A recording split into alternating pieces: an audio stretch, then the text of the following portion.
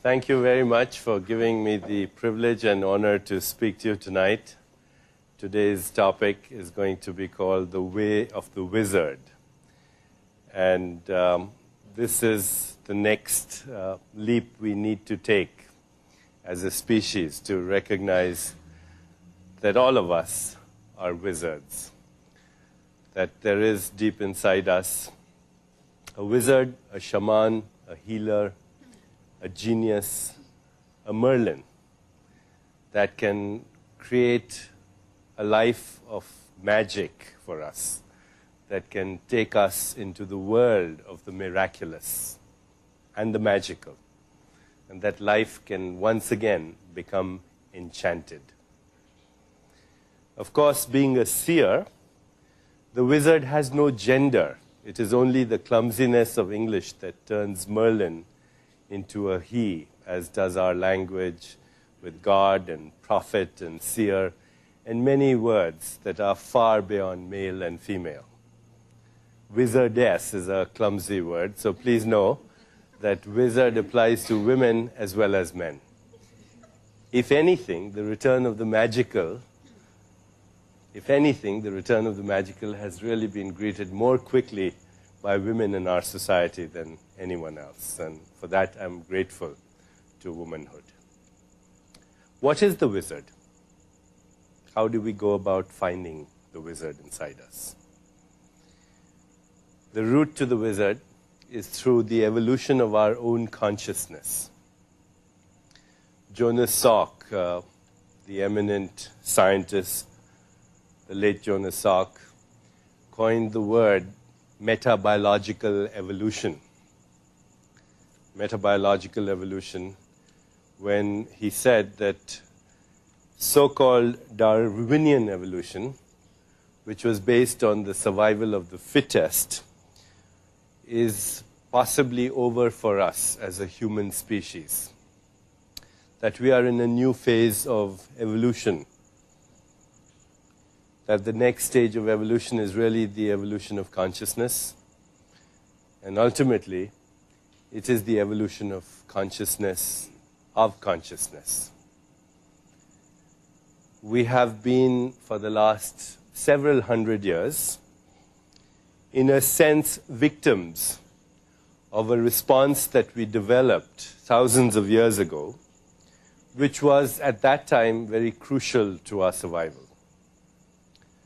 That response that's genetically programmed within every cell of our body. And scientists recognize that response and give it a label. It's called the flight-fright response. We lived in a hostile environment as hunter-gatherers. We were surrounded by animals who found us quite delicious. And we learned to protect ourselves either by running or by fighting. And that was useful at that time. Now that same flight-fright response is triggered by imaginary fears, by traffic jams, by the stock market, by things people say to us. And that response has very limited function. What it is doing now to us is creating an epidemic of cardiovascular disease, compromised immune systems, the epidemic of cancer, degenerative disorders.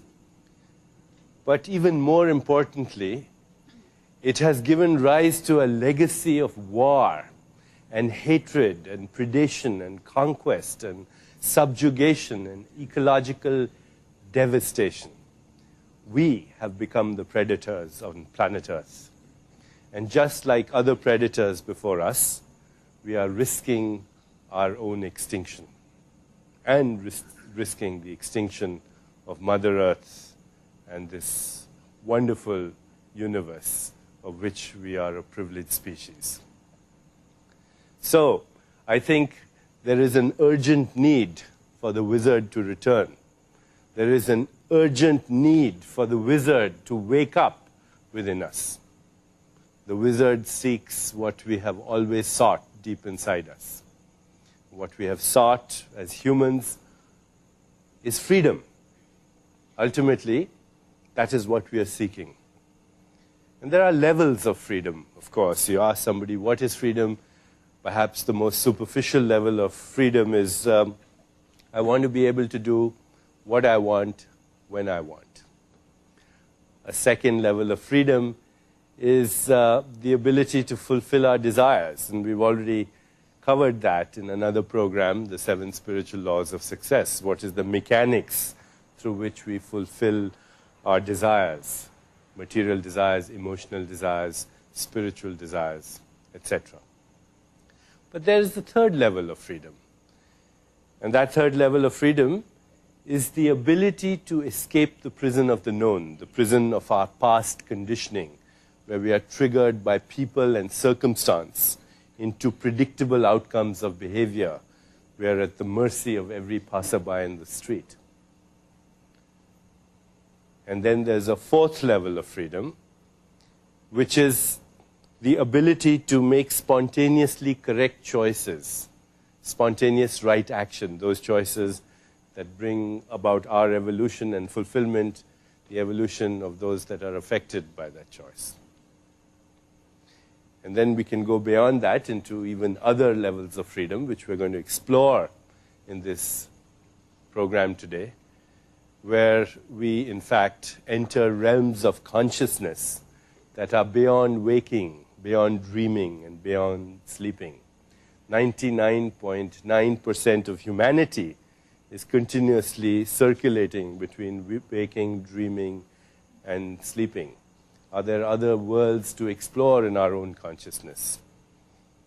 A great rishi, a great seer from the Vedic tradition of India said a long time ago, he said, infinite worlds come and go in the vast expanse of my consciousness. They're like motes of dust that are dancing in a beam of light that's shining through a hole in my roof. So that also is another level of freedom, to explore that world beyond waking, dreaming, and sleeping. And finally, freedom is to escape the boundaries of space and time, to experience ourselves in our pure essence, which is spirit. The great poet Rumi once said, you are the unconditioned spirit that's trapped in conditions, like the sun in eclipse. The fact that the real you and me cannot be squeezed into the volume of a body or the span of a lifetime. That freedom to escape the boundaries of space and time.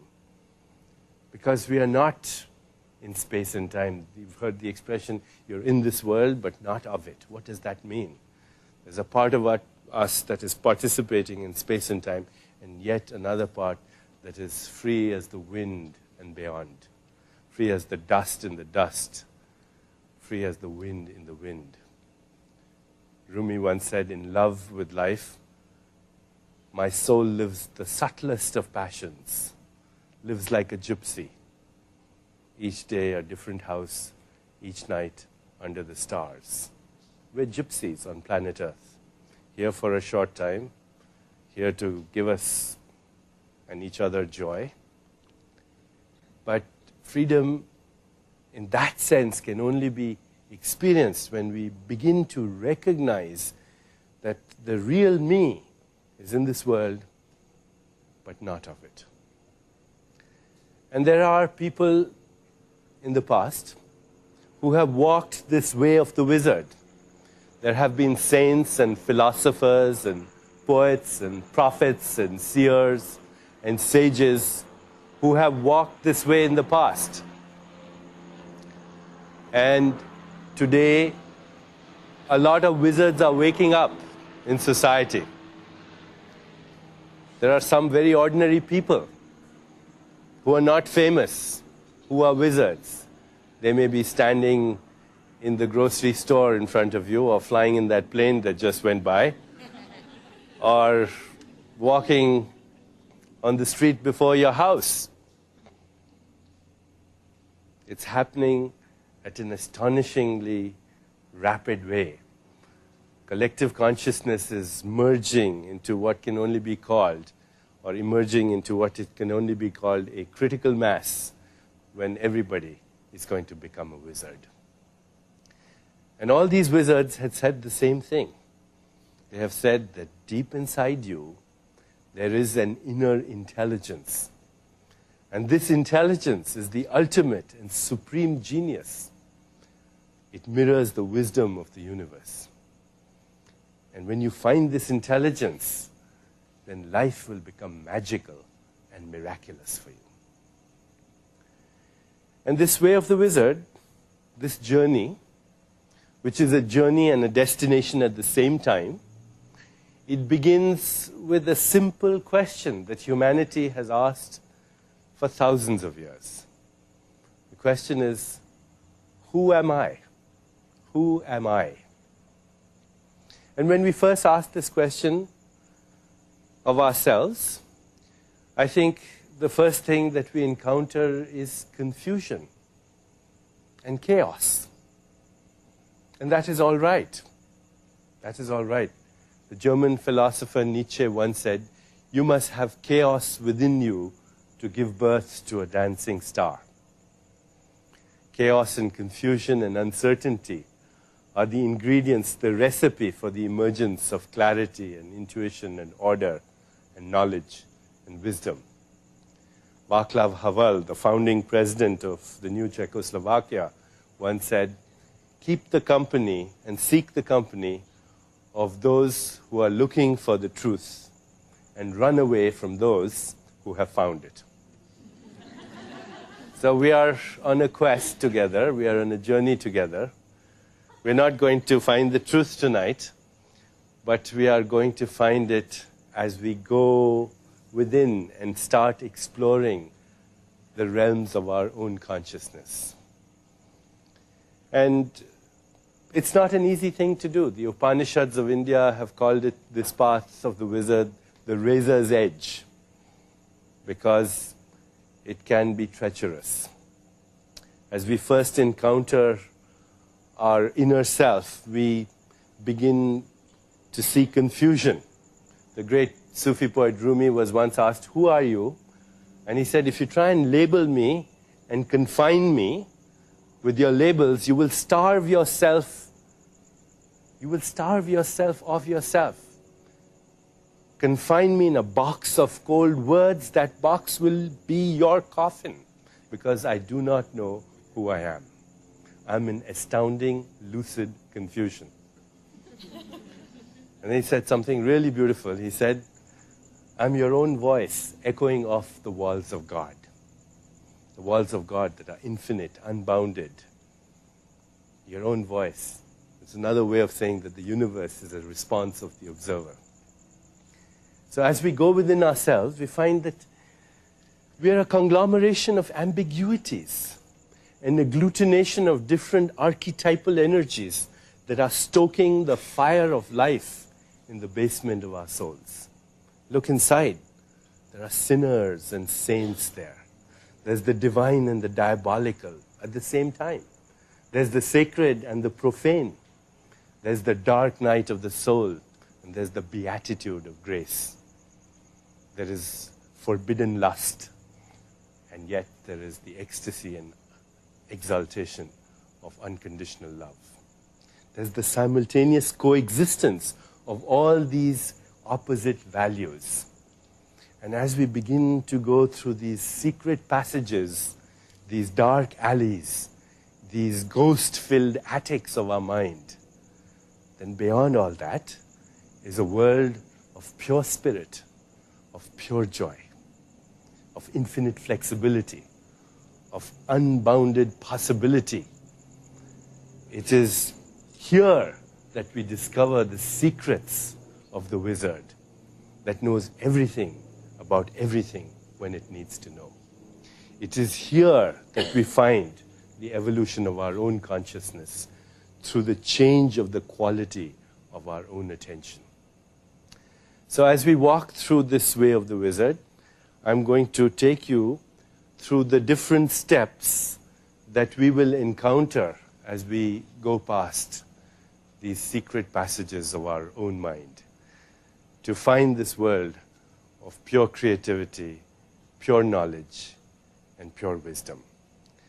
And as we look at these different aspects of our own self, we will also discover that these are the qualities of consciousness that are not really necessarily sequential.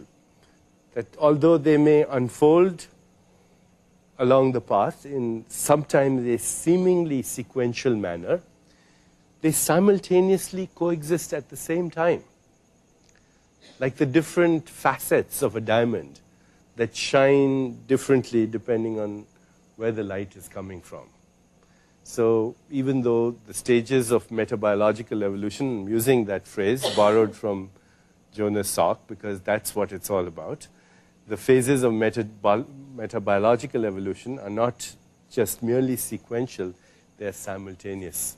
They are the qualities of attention of the self to itself as it discovers itself.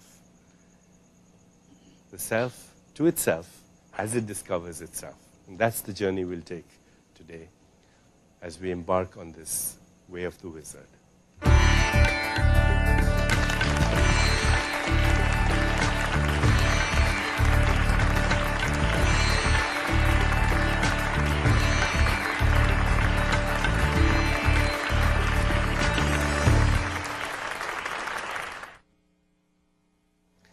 As we go on this path, which has frequently been called the pathless path, because there are no clear road signs, there are some things that we all experience. I have, as I look through the perennial philosophy and the great spiritual traditions of the world that gave rise to all the great religions of the world, it became obvious to me that no one country or no one culture or no one religion for that matter had the prerogative on the truth, that the truth had been discovered in a sense everywhere simultaneously. Because just like science is a methodology for exploring the truth through objective means, the subjective experiences of sages and seers are methodologies, literally methodologies, for exploring the truth in the realm of consciousness. And therefore, it's equally scientific. If you want to learn to become a physicist, what do? You take training in physics. If you want to learn the way of the wizard, then you have to explore your own consciousness. And that's as scientific as any other scientific methodology. Those who have gone this path before us have said to us that there are probably at least 7 stages through which human consciousness evolves. The stage of innocence, which is the first stage. The second is called the birth of the ego. The third is the birth of the achiever. The fourth is the birth of the giver. The fifth is the birth of the seeker. The sixth is the birth of the seer. And the seventh is the birth of the spirit. We'll go through all of these in a sequential manner and also see at the same time how these different components of being exist within us all simultaneously. They all exist within us simultaneously. So the birth of innocence is the first stage. Examine any newborn baby, and you will encounter that in its purity. A newborn baby is full of innocence and self-acceptance and trust and love. It's the embodiment of pure awareness. If you want to look at the characteristics of the innocent in you, examine those times when you have that experience. The innocent is alert like any baby. It's full of curiosity and wonder for life. That sense of wonder is there. There's a feeling of security that you're wanted on this earth. And an inarticulate knowingness that beyond the tumult of time lies the peace of the timeless. There is self-acceptance. There is trust. There is love. And all of us have experienced that, not only as babies, as children, but in fact, even as adults. Although it helps to look at a baby to remind us that that innocence really never dies. You want to get in touch with the source of creation, look at a baby, because it is coming from the womb of creation. And you will immediately be transformed into a being of love. Just that simple encounter with a baby will awaken the innocent inside you. Throughout this program, I'm going to read to you poetic wisdom of those who have walked the way of the wizard, because a lot can be said through poetry that cannot be articulated through prose. T.S. Eliot once said, poetry is a raid on the inarticulate.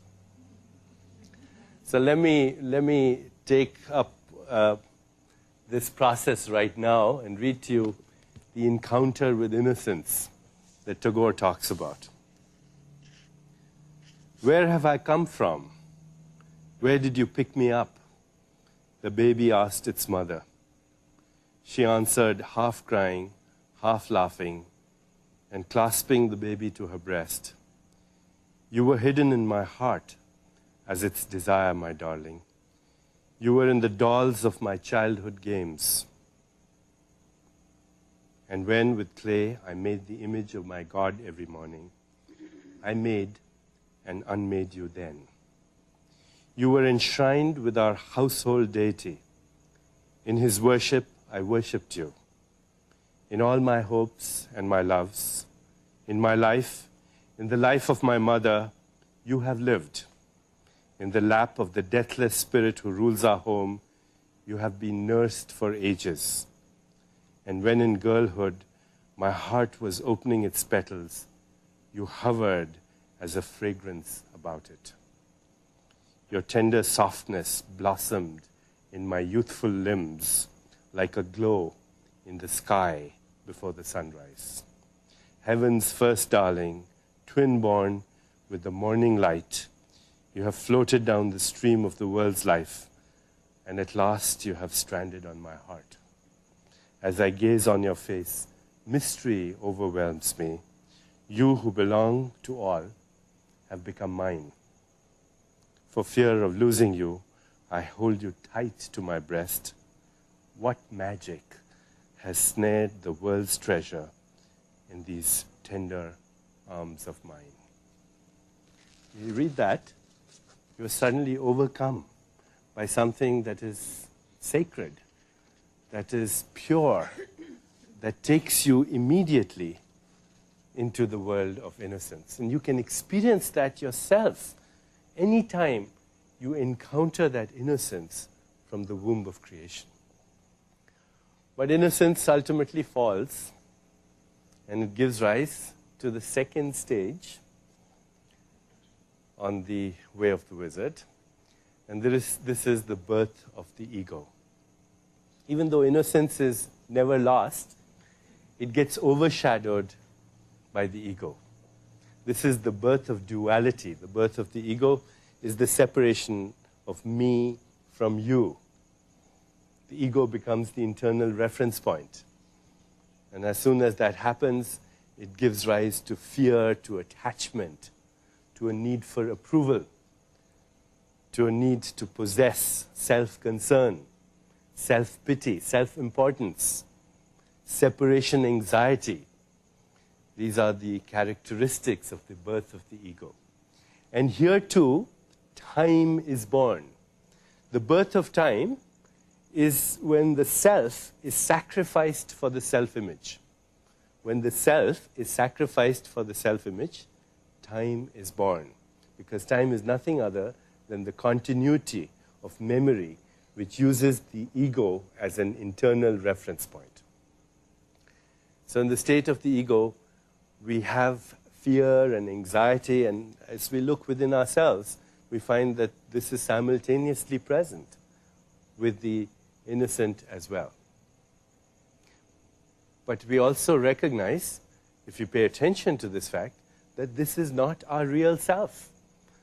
That the self-image is not the self. The self-image is just the social mask that we have put on for the time being. We get caught up in it. A time comes, though, that we begin to recognize that the ego is really a prison, a necessary stage, because it is necessary, because it gives us individuality, it gives us a sense of identity, it ensures our survival as an individual, but it's a lonely existence. It needs to control. It is not the true self. Again, the poet Tagore, when he had this insight, says it very elegantly. I'm going to resort again to a raid on the inarticulate by quoting you what Tagore said when he recognized that the ego was not the true self. He says, "He who I enclose with my name is weeping in this dungeon. I'm ever busy building this wall all around, and as this wall goes up into the sky day by day, I lose sight of my true being in its dark shadow. I take pride in this great wall, and I plaster it with dust and sand, lest a hole should be left in this name, and for all the care that I take, I lose sight of my true being." Another place, the same realization, when he says, I came out alone on my way to my tryst, but who is this that follows me in the silent dark? I move aside to avoid his presence, but I escape him not. He makes the dust rise from the earth with his swagger. He adds his loud voice to every word that I utter. He's my own little self, my Lord. He knows no shame, but I am ashamed to come to your door in his company. So, hopefully, one day the ego also dies and gives birth to the next stage that we're going to talk about. And that stage is the birth of the achiever. The ego is giving rise to the birth of the achiever in that it's getting more confident, it's getting more self-sufficient, it's going out there to seek fame and fortune, it feels unique. And the achiever is born. The gods of the achiever are toys of all kinds. Toys of all kinds. Material things. Approval, sex, money, power. Toys, approval, sex, money, and power are the gods of the achiever. And we shouldn't belittle these gods because they are still gods. Gods for manifestation. A necessary component. They are part of the infinite masks that the eternal self assumes. We have at some level an awareness that this is not all. And yet, we hold on to it. St. Augustine himself said once, "Lord, give me chastity, give me continence, but not just now." So, it's a familiar line, isn't it? I'm going to stop smoking, but not now. I'm going to lose weight, not now. In any case, this birth of the achiever, which is a necessary part of our existence, and leads to yet another phase of transition, because a time comes when the achiever is not satisfied with all the achievements. There's a desire to connect, a desire for meaningful relationships, a desire to give, even though the giving is out of ego gratification. The giving is because I feel good. It pleases my self-image. It's your average philanthropist is giving so that his name or her name can be on the plaque in the front lobby of the hospital. It's part of the facets of the diamond, the facets, the different phases of transition that simultaneously coexist within us. The giver is still, though, giving out of a sense of ego gratification. The ego is still the internal reference point. So up until this stage, we're talking about the first three levels of awareness: sleeping, dreaming, waking. Those who have gone before us, the seers, the prophets, the sages, the shamans, the healers, the Merlins, the wizards, they say there's more to life. There are stages of consciousness that are far more miraculous and magical. But most people remain in this circle for their entire life. We will talk about the further evolution of consciousness as we go beyond the giver and for the first time connect with the next phase of our evolution, which is taking us away from waking state and waking us to yet another state of consciousness that comes with the birth of the next stage. Right now, we're all in waking state, presumably. And everything appears very real to us.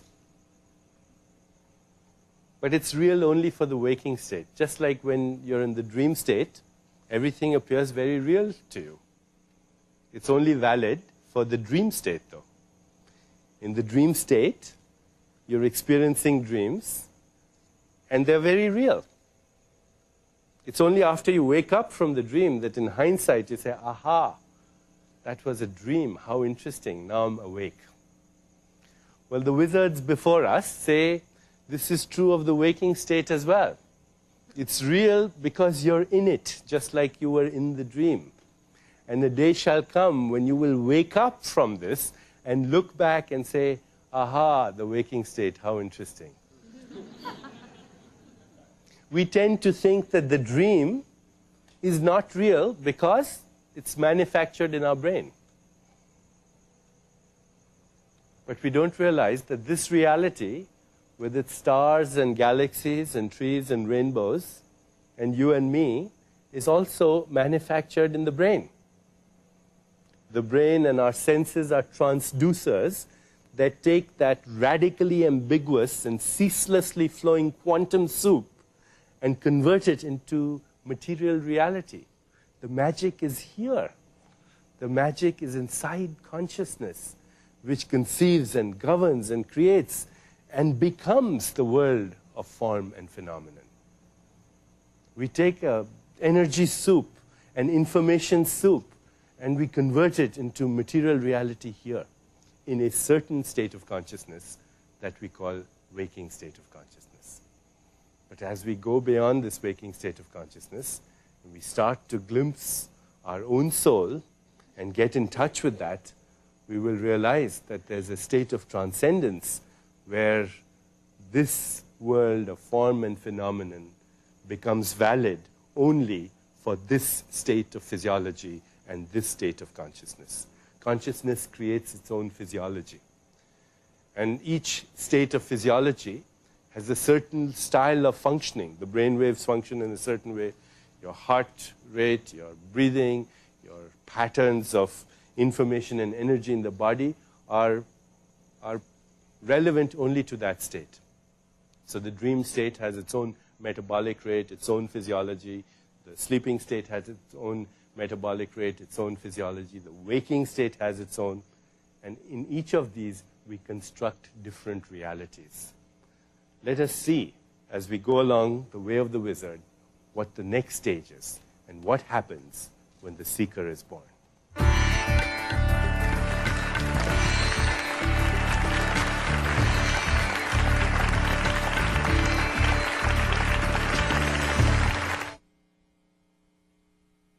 On the way of the wizard, we have encountered ourselves first as innocents and then as those that are seeking ego gratification and trying to control and manipulate and seek approval. We have seen that giving birth to the giver. And now we have also seen that giving birth to the achiever. The order, in fact, was innocent, ego, achiever, giver. We've seen these different facets of ourselves, and we recognize that there is still a hunger, a thirst for something more. The toys and approval and sex and power and money and giving are not complete gods. They were gods, part of the infinity of expressions that the eternal cosmic mind takes the roles we play. But yet, there is an eagerness for spiritual experience. Material joys no longer bring total fulfillment. And there is this insight somewhere that everything that is material is transient. It's enjoyable, but it's transient. There is the confrontation for the first time that all our experiences have a beginning and a middle and an end. There is the possibility of knowing that, in fact, one day life itself as we know it might end. The transient nature of things is grasped. Gautama Buddha, when he first encountered the seeker within him, he said, this lifetime of ours is as transient as autumn clouds. To watch the birth and death of beings is like looking at the movements of a dance. A lifetime is like a flash of lightning in the sky, rushing by like a torrent down a steep mountain.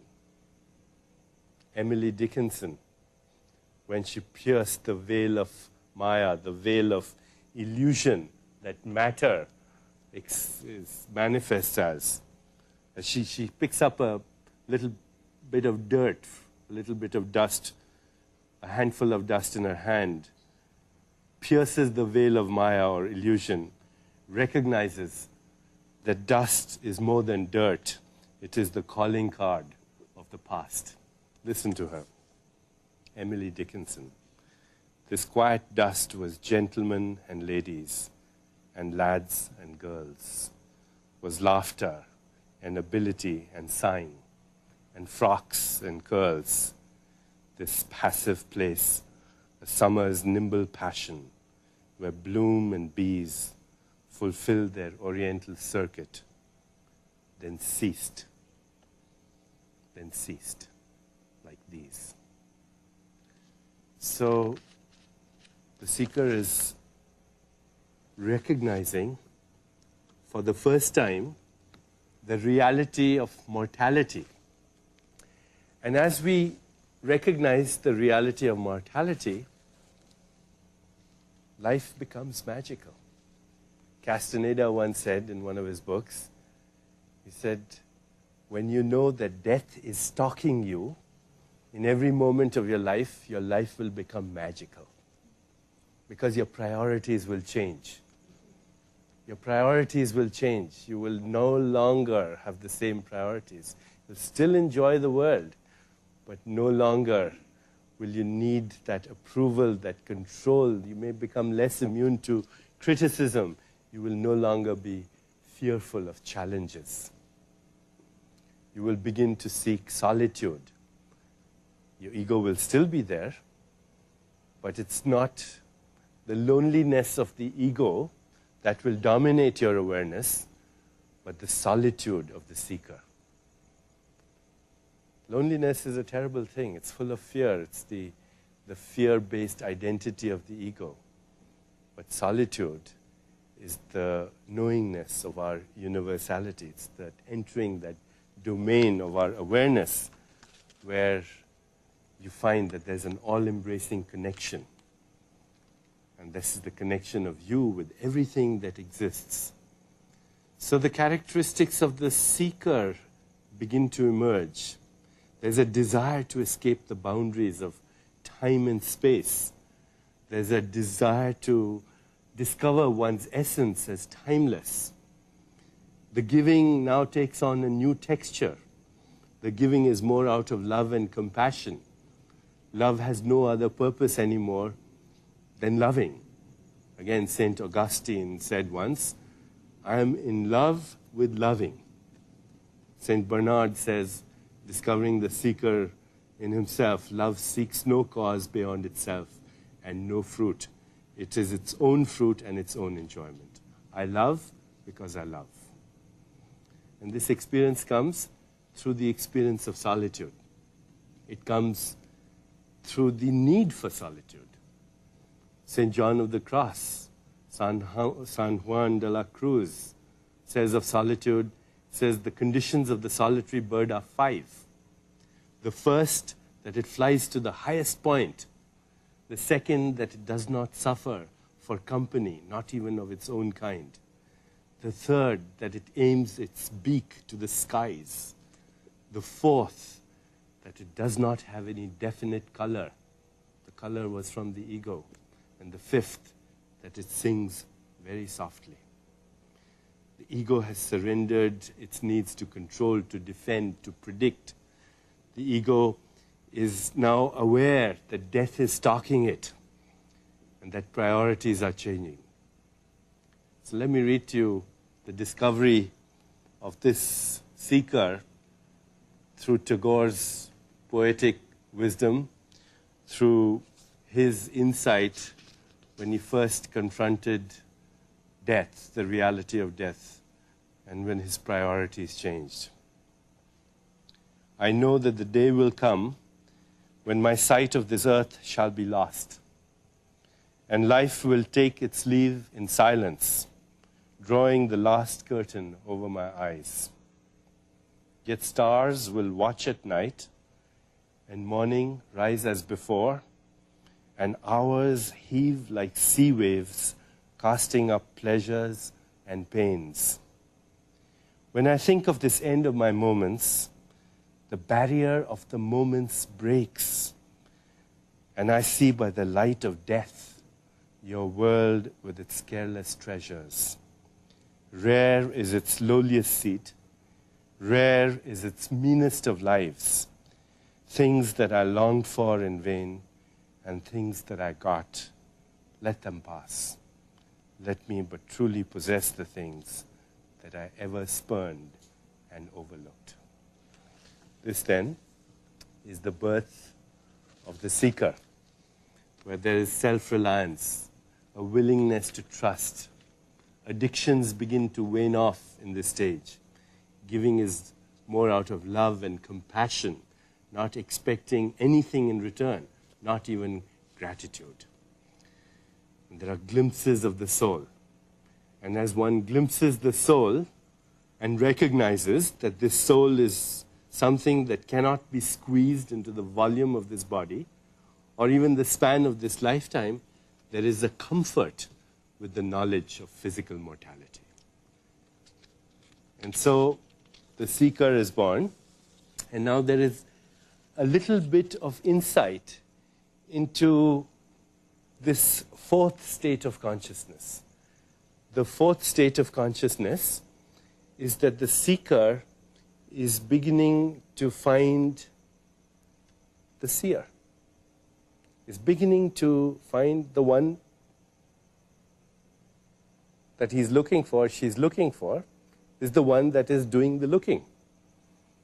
And as one encounters this aspect of oneself, and because this self, this soul, this glimpse of the soul, which is the fourth state of consciousness, beyond waking, dreaming, and sleeping, because the soul is connected to the spirit, it's like a ripple in the vast ocean of consciousness, the seeker begins to experience meaningful coincidence and synchronicity, begins to notice that intentions spontaneously orchestrate space-time events in order to bring about the outcome that was intended. You're thinking of somebody and they call you on the phone. You go to New York City and you say, I'm going to meet so-and-so. You step out of the elevator and there they are. These are the characteristics of the seeker. The seeker is beginning to understand, literally, the mechanics of creation, is beginning to know that established in being, when action and thought are performed, then that brings about the world of the magical and the miraculous. In normal waking state, our attitude to life is, when I get this, then I'll do this, then I'll think this, and then I'll be like this. But the seeker reverses that, says, I'll be like this, and then spontaneously dynamism of thought will come that will fulfill my desires, and then I'll do the things that are necessary, and then I'll have everything I want. The whole attitude is reversed. Instead of having, doing, thinking, and being, the seeker is being, thinking, doing, and having. It's reversed, and finds that it's much more joyful that way, and a lot more is there. This beginning of the world of the magical and miraculous, I'd like to read to you an insight from the great poet Samuel Taylor Coleridge when he discovered meaningful coincidence and synchronicity. As I said earlier, this is not a path that is being discovered for the first time by us. This has been called the perennial philosophy for a reason. Many people all over the world have traveled this path before. So here's what Samuel Taylor Coleridge says as he discovers the seeker and the world of the magical and the miraculous and synchronicity and meaningful coincidence. And what if in your sleep you dreamed? And what if in your dream you went to heaven and there plucked a strange and beautiful flower? And what if when you awoke you had the flower in your hand? Ah, what then?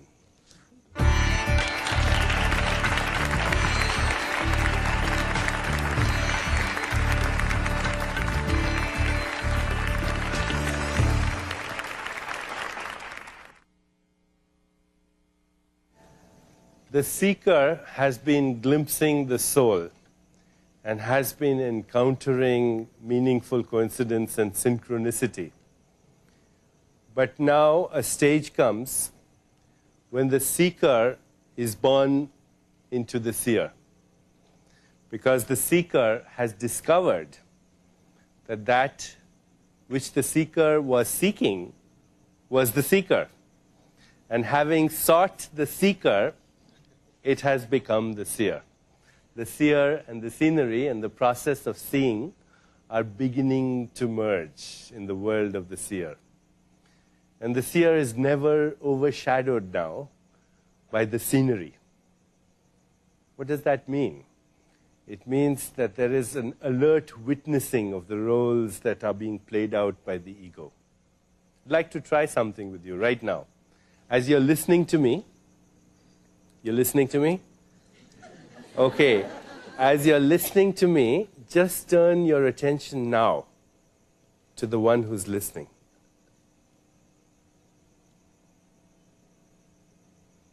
And you're listening to me, you turn your attention to the one who's listening.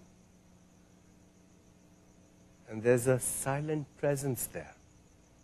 It's not your mind, because the mind is thinking and evaluating and judging and defining and interpreting and all that. This one is just silent. You pay a little attention to this silent presence, you'll recognize that it's always been there. It was there before you came in. It's there now. It'll be there when you go. It was there when you were an adolescent. It was there when you were a child. It was there when you were a baby. And if you pay attention to this presence, you will become aware, without anyone trying to explain to you, that this presence has always been there. Before birth, after death. In fact, birth and death are just interruptions in the continuum of this eternal presence. This is the presence that the Bhagavad Gita talks about when it says, this real you, water cannot wet, wind cannot dry, weapons cannot cleave, fire cannot burn. It's ancient, it's unborn, it never dies. And birth and death are just parentheses in the eternal continuum of this presence. So if you could carry that consciousness of that presence wherever you go, you would be with the seer within you. Because the seer is the timeless factor in the midst of time-bound experience. All experience is time-bound. It has a beginning, a middle, and an ending. But the seer is ever the same seer in the midst of different experiences. To carry the consciousness of the seer is to carry the consciousness of eternity in the field of time. It is to carry the consciousness of infinity in the field of matter and energy. It is to carry the consciousness of your spirit wherever you go. It is to carry the consciousness of the timeless factor in every time-bound experience. And this experience of the seer gives birth also a transformation of what we called earlier was magical thinking, you might say, meaningful coincidence, synchronicity, magical thinking, because your thinking now acquires this magical quality that whatever you intend, it begins to happen. When that accelerates, that process is part of the experience of what is called cosmic consciousness. Cosmic consciousness because your awareness is local and non-local at the same time. The scenery, which is local, and the seer, which is unbounded, free, immortal, eternal, timeless. In this world, but not of it. Now here and nowhere at the same time. Now the miracles begin to come. You begin to experience the miraculous, which is the acceleration of meaningful coincidences. It's the acceleration. You begin to experience miracles. Cosmic consciousness, therefore, is the fifth state of consciousness. The first three were deep sleep, dreams, waking, and then the fourth was glimpsing the soul. Now we're talking about the fifth state of consciousness, cosmic consciousness, which is the simultaneity of spirit, form, matter, information, energy, local, non-local, simultaneous, all of that. That's called cosmic consciousness. In cosmic consciousness, your intentions acquire awesome power. You begin to recognize what real power is. Not power that comes from a title or from a good job or lots of money, because that power is transient. It goes with the job, with the money, and the title. This is real power because it magnetizes things, events, people, circumstances around your intention. This happens with the birth of the seer. But cosmic consciousness is not the final expression of the seer. The seer moves from cosmic consciousness into divine consciousness. What is the difference between cosmic consciousness and divine consciousness, which are both aspects of the seer?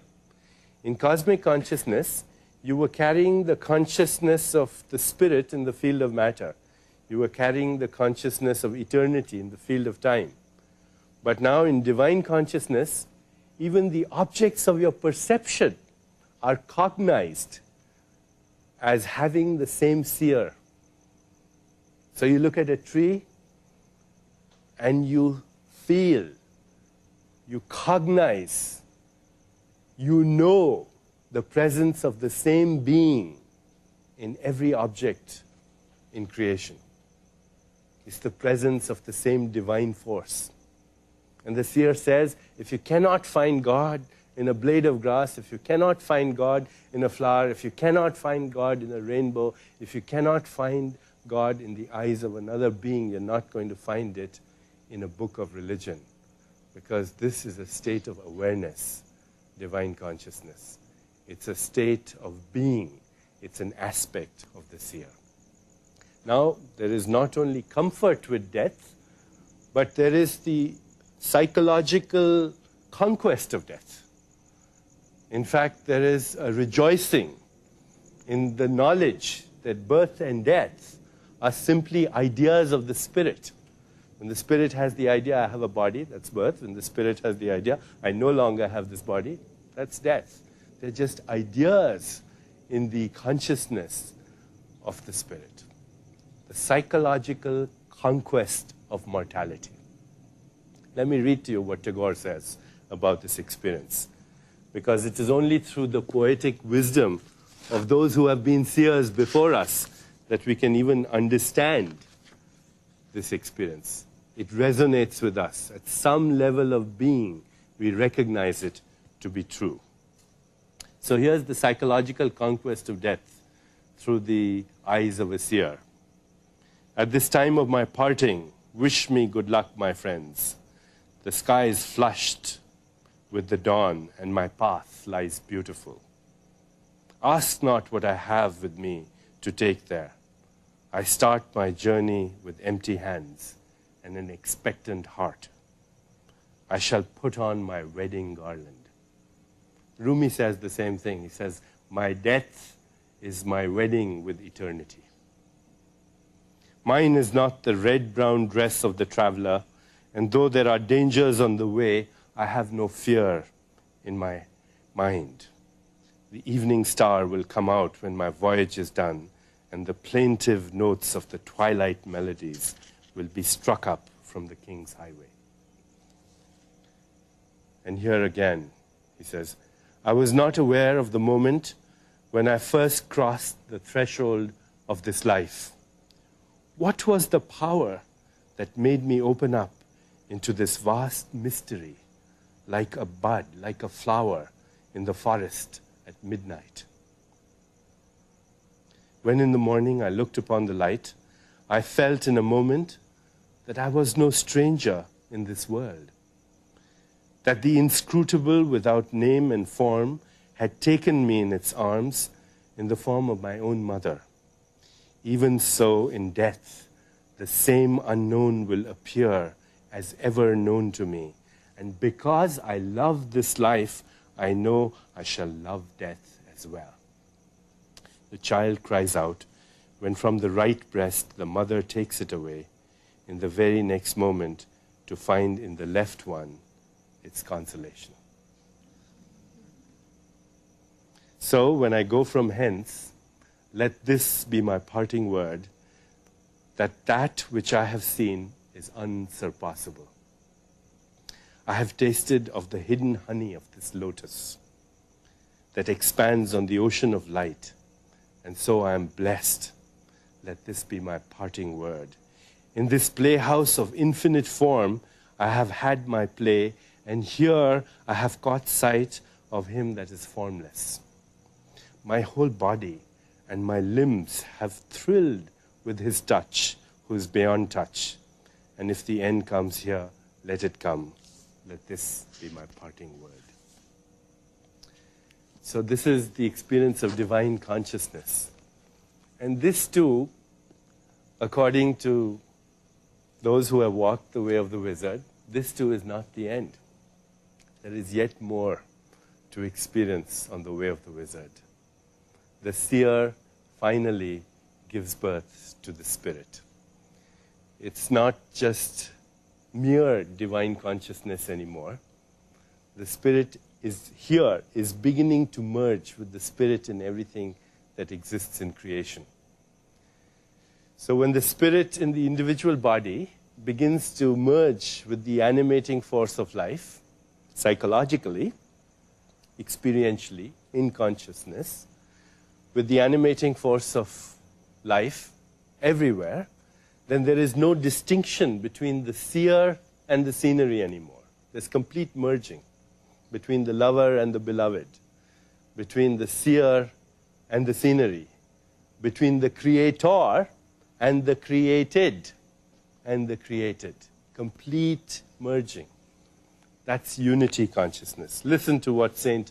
Augustine has to say about this experience. He says, and behold, you were within me, and I out of myself, and there I searched for you. Listen to what the book of Moses says. And God said unto Moses, I am that I am. The universe has become my body. I have a personal body, but I have a universal body. And they're both equally mine, because the real me is non-local. Now I've gone beyond miracles. In cosmic consciousness, there was the experience of miracles. In divine consciousness, there was the creation of miracles. And now there's no need for miracles because everything is a miracle. The fact that we are here is a miracle. The fact that I breathe is a miracle. The fact that there are colors and textures and forms and music and sound and tastes and smell is a miracle. No longer am I caught in the clutches of rationality. I have gone beyond that to experience the universe as my body. It's a return, in a sense, to the state of innocence, but a different kind of innocence. The first kind of innocence was out of ignorance. And this new innocence is the same innocence, but with a knowingness, a wisdom, a conquest of even the experience of mortality. T.S. Eliot, we shall not cease from exploration, and the end of our exploring is to arrive at the place we started from and know the place for the first time.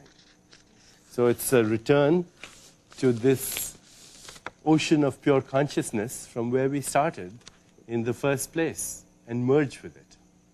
Listen to what Rumi says. Behold the body born of dust, how perfect it has become. Why should you fear its end? When were you ever made less by dying? When you pass beyond this human form, no doubt you will become an angel and soar through the heavens. But don't stop there. Even heavenly bodies grow old.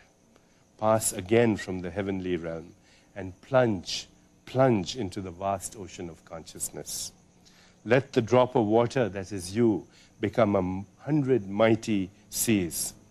But do not think that the drop alone becomes the ocean. The ocean too becomes the drop. So, and in another place he says, let the waters settle, you will see stars and moon mirrored in your being. This is the miracle of unity consciousness. The cosmos is my body. And it's equally mine. It's as much as my personal body. It's sacred.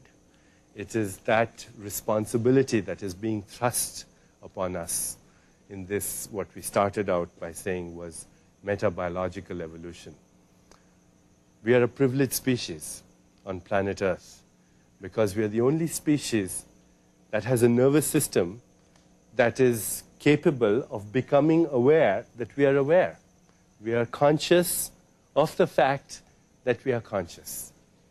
And just like our flight-fright response, our flight-fight response gave rise to a predator psychology which was useful in a certain phase of our evolution, this new way of the wizard, this new metabiological evolution is necessary for us because the universe has chosen us to take care of it.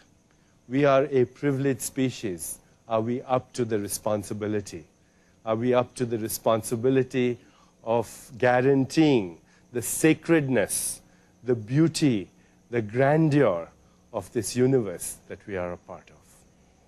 We can only do that if we really seriously embark ourselves on the way of the wizard to bring about the ultimate experience of unity consciousness, which is really the experience of love. Love not as a mere emotion, love not as a mere sentiment, but love as the ultimate truth at the heart of creation. Love as the experiential knowledge that you and me are not only made up of the same stuff, but that we are the same being in different disguises. And that when that recognition comes, then the Spirit says, I am the universe. In Sanskrit, Aham Brahmasmi. In the Judeo-Christian traditions, Abraham, the primordial human. In Islam, Anal Haq, I am the universe. I am totality. I am beauty. I am grandeur. I am infinity. I am bliss. That's the experience. So, in the end, I'd just like to say that this is really all about love. Love is the merging of the Spirit with the Spirit. I'd like to end the session. I'm very grateful for you all to be here, to give me this opportunity to talk to you. And I'd like to summarize it, finally, with a little poem from the great Sufi poet Rumi once again, who said, wherever you are and in every circumstance, try always to be a lover, and a passionate lover. Once you have possessed love, you will remain a lover in the tomb, on the day of resurrection in paradise and forever. And if you have not been a lover, count not your life as lived. On the day of reckoning, it will not be